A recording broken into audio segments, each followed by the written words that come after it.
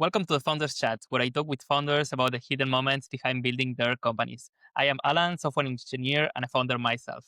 Today we have Paloma from Tribu today. Welcome, Paloma. How are you doing? Thank you so much for having me here. Super good, thank you. So tell me, what is Tribu? Well, Tribu is a big revolution that looks forward for cities to end up with traffic by bringing people together. Basically, we make it easy for people to share car rides on daily commuting. Basically, people always travel alone.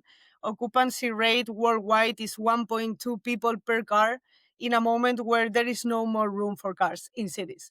So we are trying to reorganize all this situation, but allowing people to share car rides on daily commute, and this way use that community to end up with this horrible traffic that we all suffer daily.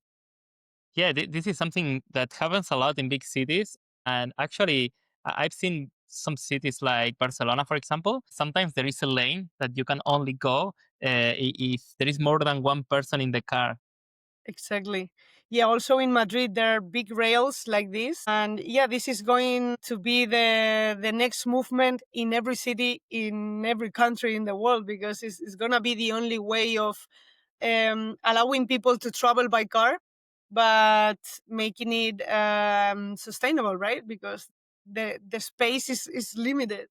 So yeah, we are the mobile app that those people in those localities use to know who to share a ride with.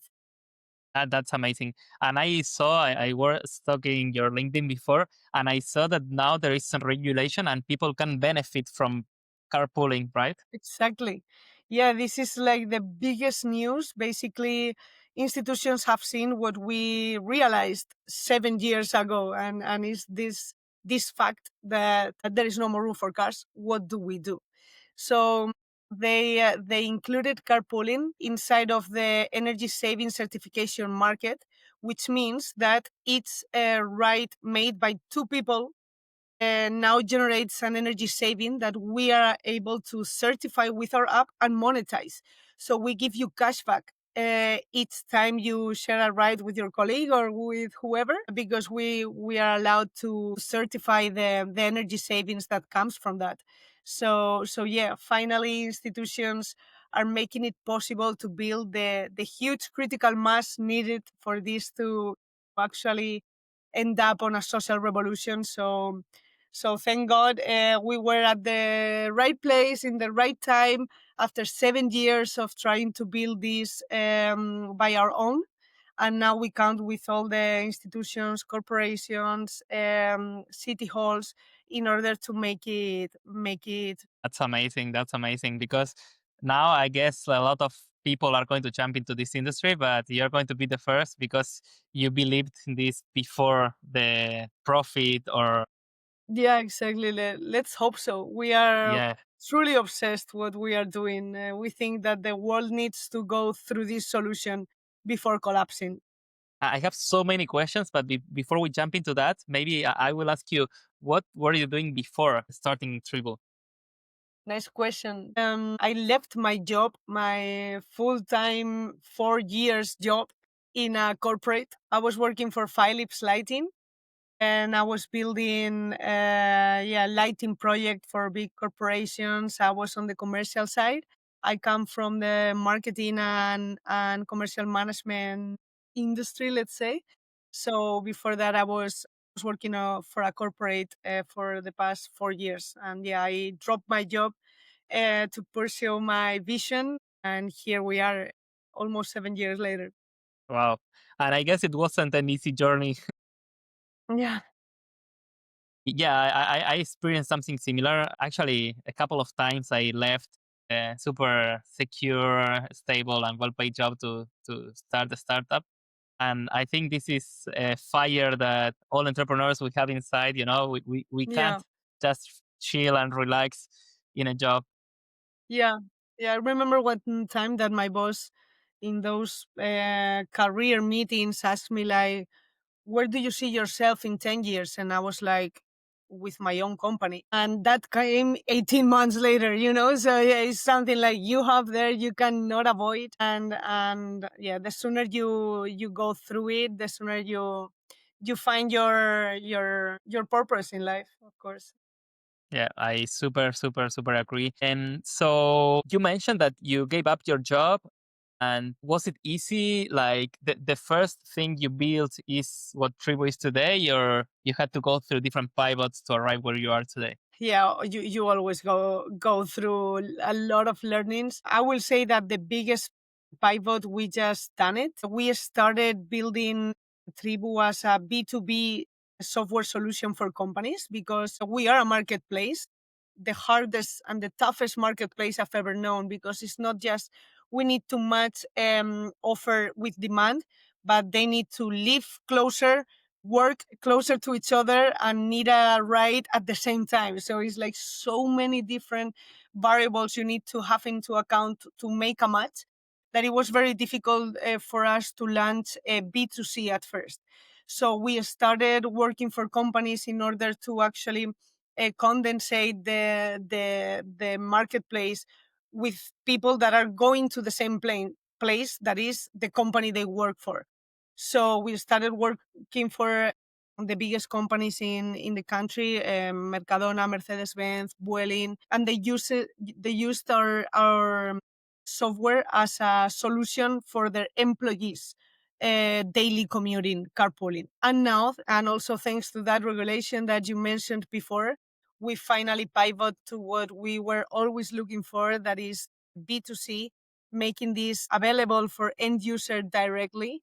And actually we're starting to have first big numbers in B2C, and the party is starting to get very fun, and we are finally going through what we always wondered. We always saw the vision and needed to go from here, but we needed to wait until it was possible, and thank God, and now it is. So yeah, we pivot from the B2B to the B2C, and that was the biggest.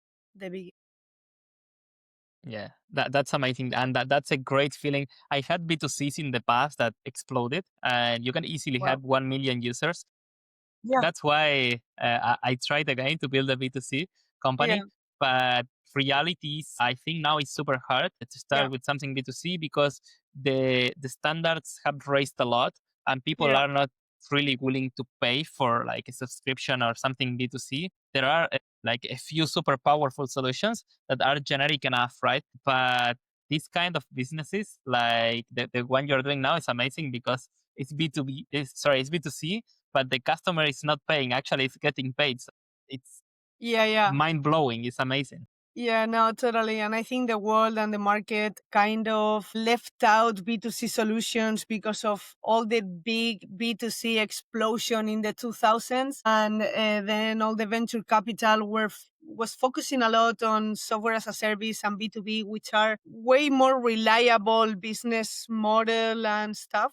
And as I always say, we are one of the old ones. We are building one of the thousands huge startups like Wallapop, like Global, and that's the only way we see it can work out, being honest to our vision.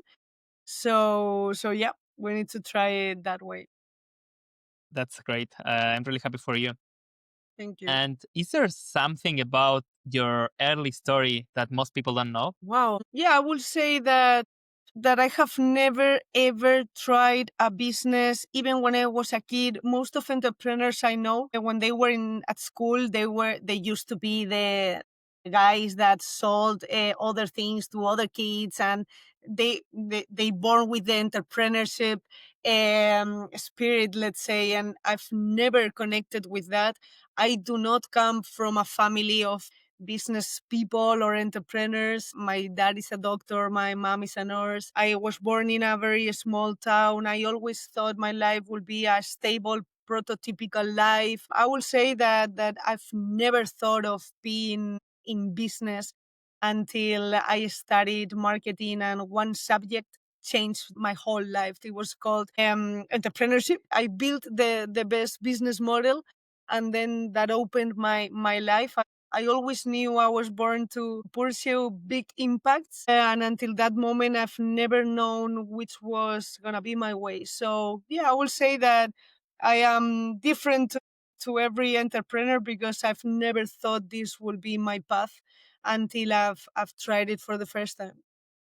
Okay, amazing. Yes, this is something that most people had experiences, like you said, very early when they were kids. It's my case as well. So this is interesting. And then I'm going to ask you about your daily routine. What do you do in a normal, regular day? That question for me is very tricky because I'm pretty sure I'm not gonna give you the answer you're looking for because I have no routine. I don't like routines. I am not a very disciplined person. It's very hard for me to build solid habits. I do have ADHD and I am a very disorganized and very random person. So I would say the only routine I have is to grab a coffee first thing in the morning. And then every day for me is different. I go to bed mostly very late, but never at the same time. I do not wake up at the same time any day Wow. as well. It's true that I started to understand, accept myself, and try to use my specialty in the best way for my people, my team, my company. So yeah, for example, I do not have very early morning meetings because it doesn't work for me because I like to work until very late in the night. So it's like I'm building my own way of living, which is very chaotic, and I like it that way because other way for me is very frustrating because I do go to dinner with business people. I go to an event, or one day I go to bed at 4 a.m. because I've been building and writing down in a hyper focus moment. And if I force myself to be schematic, I will lose all the magic I have that comes from the freedom that I give to myself. So my routine is to embrace a lifestyle without routine. That's impressive. You know, like sometimes I do the opposite. I try to wake up at the same time every day. It's Yeah. super hard for me, but I still do it because I believe that the only way to be productive is to have a routine. Otherwise, I get super distracted. Yeah. But it's great to see Yeah. that it's not the only That's way. that's a very special and important message. Maybe this is going to be the most important message of this podcast, which is like something different works for everybody, you know? So I know a lot of people that truly believe that the most happiest way and most productive way to live their life is waking up very early, writing down a diary, doing exercise, and that works perfectly for them and is perfectly compatible with another person that simply works different, and that will be a frustration instead of a freedom. So I really embrace everybody to find their own way of getting the most out of their own lives, and something can work for somebody and is perfect, and something different can work for another person and that's perfect as well. Yeah, I think that we all know and need to find what works for us, and we are unique and we need to find our A strong message. I love it. And I fully agree on this one. And okay, I'm going to ask you about a question more at the beginning. Did you start with co founders? Are you still working with them? yeah, we're still alive. Great. Yeah, we built this in between four people. So we are four co-founders. We still the four of us. We've been full time from the beginning, and we still double full time now. Yeah, we are four people co-founders team, which has specific complications and which also has specific how do you say bondades, goodness. Yeah. So yeah, Yeah. Good experiences, perfect. bad experiences, pros and Exactly. cons. No, but that's amazing. Like it's really hard. I think I always tell people having a co-founder is like getting married. You spend with your co-founders more time than with your partner in life. It So truly is. it's really important and it's really tough. I had super good experiences and I had bad and super bad, all different ones. Yeah, I think when it works, it's beautiful, absolutely. it's worth taking the risk. But Absolutely. when it doesn't, it's painful, like everything in life. Yeah, exactly. But for me, it's totally worth it. And actually, to work out with your co-founder whenever whatever works for that team, right? The same as we just mentioned for each of us individually. Observe your co-founder. What does he need? How is he as a person? What are his goals? And from there, try to take the most out of it. Yeah. All right. And have you had any hard moments like that you almost broke during this journey? Yeah. I'm gonna tell you about the one that first came to my mind, which is actually very very recent. The hardest moments for me have been the ones that other people tried to use our willing of building some to threat us. I'm talking about a specific investor that wanted something specific from the company, in this case like going out of the company. And I think we need to start talking about how people threat entrepreneurs because they know the founder will do anything to save his company. So they come to you and even you do what I want or I don't sign and I explode your company. So then you go terrified that night to your bed crying about what should I do? Like I wanna do anything. I will be willing to do anything for my company, but I need to betray this threat and come for me that's the most disappointing thing about the ecosystem and is that founders are willing to do anything for their companies and a lot of people take advantage of that. Yeah, I've heard bad stories about bad investors because unfortunately when you need the money, you're in a bad position to negotiate all the terms. Anything. Yeah, exactly. So you say anything, and then yeah, it depends on how things go. You become super vulnerable. Yeah. I've been in similar situations also. Yeah, and if it helps for other people, I promised myself this will be the last time I like I accept the threat because I'm building companies to make the world a better place, and I think threats make the world a worse place. So the next time somebody threat me, I will let them destroy the company, and then let's see. We'll see in the path, and I will build thousand more companies, but I will never accept it anymore. I've been in a similar situation recently. Yeah, Yeah, and so sorry. I'm closing the company now, but for different reasons. But everything adds up. So Yeah, yeah, yeah. It's the hardest thing about being a founder, I think. yeah. But yeah, as you said, like I think a message we can send to people, to entrepreneurs, is that if you need to close a project or a company, you're still you. You're still going to be able to start something To build else in the thousands of them and future. stand up for what you think is right. Yeah, 100%. Um, okay, so maybe we can speak a little bit about tech. Please. Tell me your experience about building the product and the technical aspects of it. Wow, hard, expensive, and slow. But the most valuable thing you can build because tech allows you to do magic, allows you to do things that humans cannot do. But humans can build tech that does that for society, right? So it's worth it to spend money, it's worth it to spend time, it's worth it that is hard.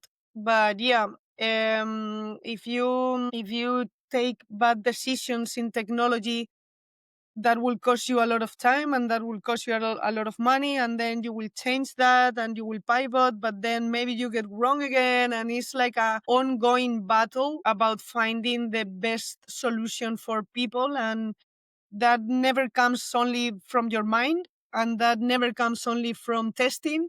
That comes from thousands of people using something, giving you feedback, and you being with strength enough to attend that and keep going. And so yeah, it's like a magical and very effort thing to do. And then for me, the biggest learning has been that once we actually forget about the user, because we actually pivot to be a B2B SaaS, right? So, yeah, our mobile app was very important, but actually our product was for companies, not for users. And now that we pivot to B2C, we understood how far we were from the end user. That was the main thing to worry about. So always wonder if you are getting far from the person actually using your technology. And do you have technical co-founders? Yes. Yeah, yeah, yeah. One of them is our CTO, CPO. That's amazing. Yeah, that's super important because I have seen, Absolutely. I mean, everything is super important at the beginning. I think even if you do everything perfect, there are chances of failure. It happens, Yeah. but I think some early stage companies don't have a technical figure. And usually my advice is hire somebody at least a few hours per week with experience to make the right decisions because as you mentioned engineering team is probably one of the most expensive teams in the company, The at least. most. Yeah, the most, right? I was going to say at least when it's a product B2C company. So if you get it wrong and you hire the wrong people or you build something that you don't need, you over engineering and stuff, or you you generate too much tech debt that you need to pay back with interest in the future, all these kind of things, Yeah, it can yeah. be super, super expensive. And even getting more technical, you can have a product that looks amazing, but the architecture of the product has not been built correctly.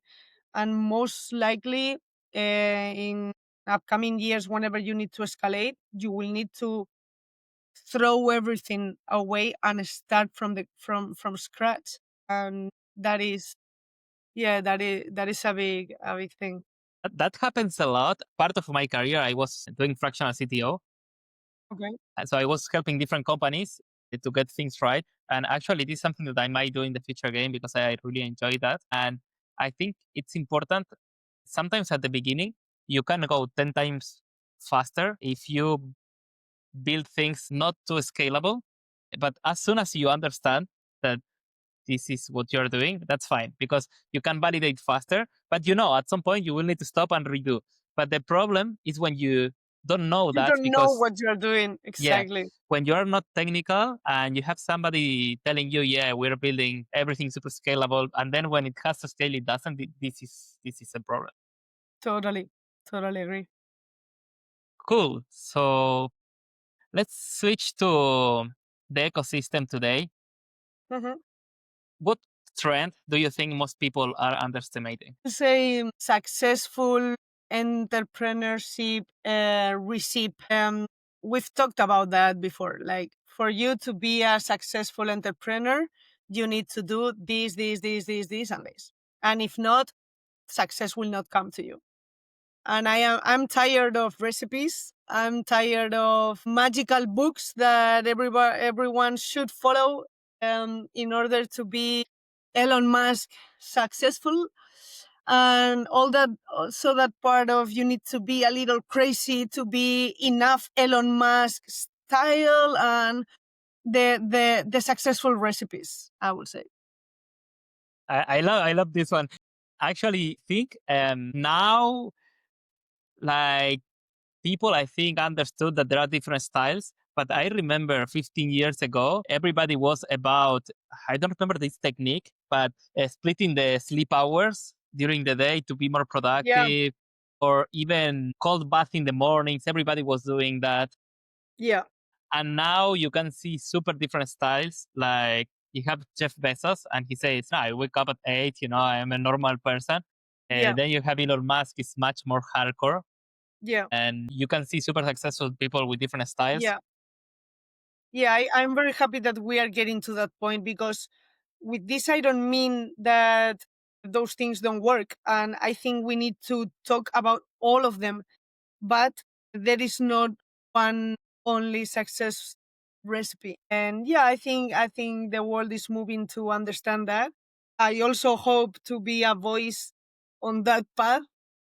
because yeah, for me, very unprototypical things are working. So I would love to give that hope to people that feel neurodivergent and different, and that think that if I don't follow this, I cannot be like these people. No, that's not true. And yeah, There are a lot of recipes out there in different fields, right? And I yeah, think they are written like for 90% of the people, right? There is always a little percentage that is completely different. And this happens, for example, in nutrition as well. For example, vegetables are good for most people and meat is bad. But some people, they can't eat vegetable. It doesn't work for them, you know? absolutely. And I think with founders specifically, like complete opposite different strategies or lifestyle work. Um, I think like this wake up very early, do sports, cold baths. I think that it works for most people, but definitely not for everybody. Yeah, absolutely. And what I think works for everybody, I heard a podcast of Cristiano Ronaldo the other day, one of the most impressive sportmans in the world. And I loved listening to him talking about don't get obsessed with food, don't get obsessed with exercise.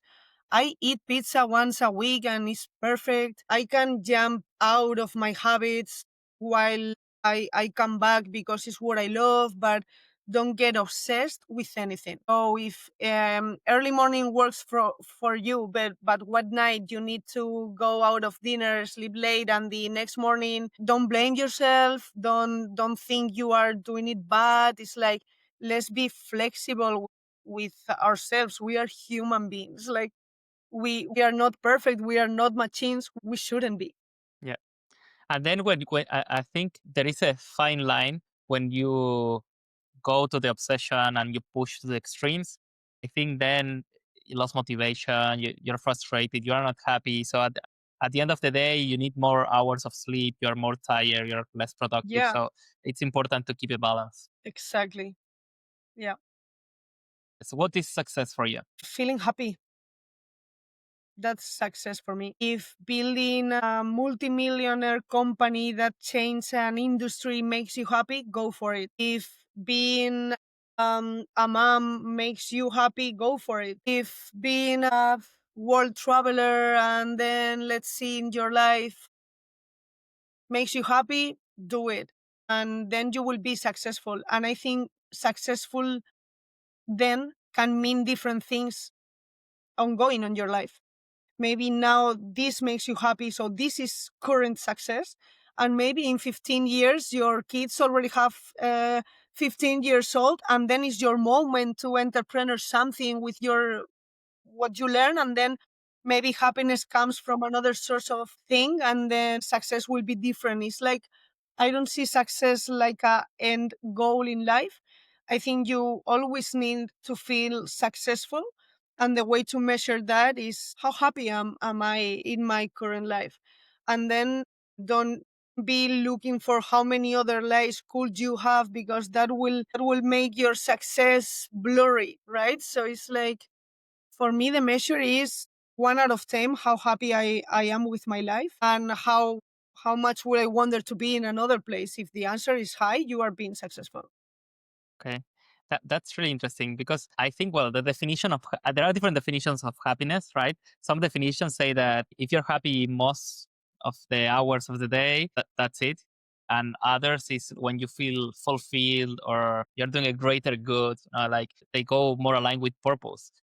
And I think to be an entrepreneur, you need to look at the long term reward, right? Because it doesn't come instantly. Yeah, yes and no. I do think that it needs to come on daily basis. Like if my company crashes, I'm perfectly fine because today I'm enjoying what I'm doing, and I think it has a purpose. Of course, I do think that all the entrepreneurs need to build whatever they are building with a long-term purpose, but do not wait for that purpose to come true to feel full, right? So yeah, I think happiness is joy, feeling joy in a sustainable way. So you can have down moments I am very intense person and I do have a lot of downs moments, but the joy is sustainable. I do feel it. I always feel it. So for me, happiness is the ability to feel joy on a sustainable way. And if that is not being sustainable for any reason, then change something. So no matter what, enjoy the journey. Yes, always. That's one of our three values in Tribu. Cool. What are the other two? Enjoy the ride, a lo grande, which in English will be only big, and together is better. Is better. Okay. Yeah, I We are, love it. yeah, we are a very community team. Our founders, we are like brothers. We product of for societies. Yeah, we truly believe in that humanity made big steps when a lot of human beings got together to build big things. So it's like together is the only way. Big is the only way because we are born to make it huge and enjoy the ride because you're alive. So yeah. I love it. And I think now with this regulation and going B2C, actually giving money for free to people, I think it's going to explode. I think Yeah, it's yeah. going to Bigger go, it's like the biggest opportunity finally. yeah, you're going to go huge, not big. Hope so. Thank you. Cool. So then what would you say to your 22 years old self if you have the chance to give her an advice? Lately I have like a little issues with this question because I always think, okay, if I tell something to that early version of me, then I will not be here, right? Because that person will have further information and I will be somewhere else. And I will not be anywhere else that at the place I am. So it's like I will not give that version an advice because maybe the mistakes I made, I needed them for then change to another way. It's like I'm here. I will not touch anything of the past because I will love to be exactly where I am. So I will just go there and la daría una. If to answer your question, maybe I will say trust your instinct. That's interesting. I'm going to start asking these questions to non founders because we all think the same way. For me, it's like I definitely wouldn't tell them anything to avoid failures because failure is Exactly. when you learn the most, right? Uh, Exactly. And even if you tell, it's like your mom when you are a kid tells, don't touch that it burns. Until you don't burn, you don't learn it. So yeah, exactly. I yeah, agree with you. yeah, amazing. So now speaking about Tribu, is if you need to pick one thing that you could have liked to know before starting, what this one thing would be? Wow, big question. I feel the same way. It's like I needed to discover it. One thing. Okay, so one thing I will have loved to know before starting. Well, maybe I will have loved to know that energy certificates will come. So then I will have been more prepared for B2C from the very beginning. That will have been a nice trick. Yeah. Okay, fair enough. All right, so we're wrapping up. If you can send a message to your customers today, what Okay. could the message be? I admire them. Like, guys, you are amazing. Like, you use our app to find people, to take them to work, to take them to school. Now we have the energy certifications, but before that, it's like they are just nice people. Like they are willing to do the effort to take their neighbor to work. They are willing to wait 15 minutes for their colleague to end up their work, to take them home. They use the app to measure the impact. It's like they are ciudadanos ejemplares. They are amazing. Like actually, they have used the product even when I thought it wouldn't work for myself because they needed to be very organized and it's like they are amazing, and I will especially hack the first ones, the ones that started doing this when it was weird to share a car ride to work, and they were there, they believed, they made the effort. It's like yeah, admiration will be my message. It's amazing. And what about if you can send a message to investors? Let's trust. That will be my biggest message. Like I know sometimes they will be afraid. I know sometimes they will love us to do things their way. I know sometimes they will love to get the return before, and let's trust, guys. We are building something huge. It's never gonna be like every one of us individually expected. We cannot attend everybody's needs. Let's trust. And you just fundraised an equity round, right? Yeah, yeah. Amazing. We just done it, and I'm so happy with the investors we chose because they are not typical venture capitals. They are big corporates that are investing here for something bigger than just a refund, let's say. They are like joining their purpose with our purpose, and we are gonna be able to use all their businesses to grow ours. So yeah, they are corporate investors, let's say. That's amazing. All right. And last question. What is your superpower as a founder? Elevating people. Yeah, Inspiring others, yeah. I maximizing think them. that's the thing that I cannot avoid doing. I don't know why I do it. I don't try to do it. It's just something that comes from the inner heart. And it's like I truly believe so much in what we are doing and on the people that we chose to do it, that I do think that as a founder, as a CEO, what people most value and come to me to look for, even if they don't know what are they looking for, is like, Palo, connect me, like, yeah, let me help me seeing things like you see them, and I will say elevating mindsets. Yeah, Very inspiring. Thanks a lot. I can't wait to see Tribu and then in. I think you should ask me what is the worst one that you do, Go ahead, go ahead. because then if not, it's like I'm talking about the worst one for me will be executing. And I want to say this because I truly think that we are somos esclavos de nuestras virtudes. Like, if I am very good elevating and connecting, is because I am very good being out with people and thinking and painting and talking to others and getting inspired by others, which means that I am not super good executing the document that I saw.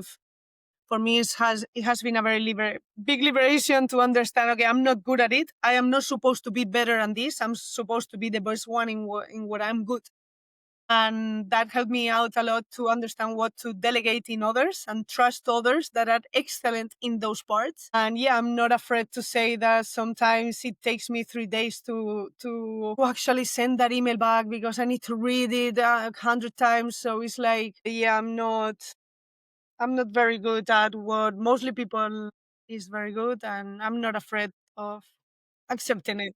I think they are two complete different skills. And I'm a software engineer and a CEO now. So some days I have a lot of meetings, and some days we need to do something technical complex, and I just focus. I spend 4 hours, and if I have to pitch the company or have a normal conversation with somebody after 4 hours of coding, I can't do it. You could never do it exactly. I forgot how to speak.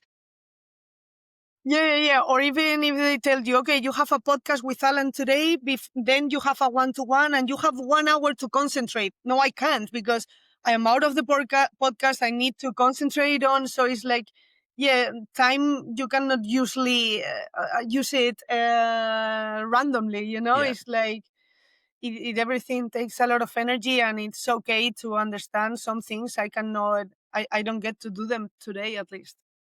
yeah, definitely. Okay, is there something else that you No, no, want no, to? no, sorry. All right, thank you very much. I hope to see Tribu in different cities in Europe, everywhere. Please, let's I, hope. I definitely follow your growth, and yeah, thanks again. I love the conversation. Thank you so much, Alan, and a lot of luck with all those processes of your companies as well. And you have a friend here. Come, if you come to Madrid, let's meet up. And it's a pleasure to have spaces like this so we can actually talk about these different ways of entrepreneur. It's been a pleasure. Thank you. Thanks a lot.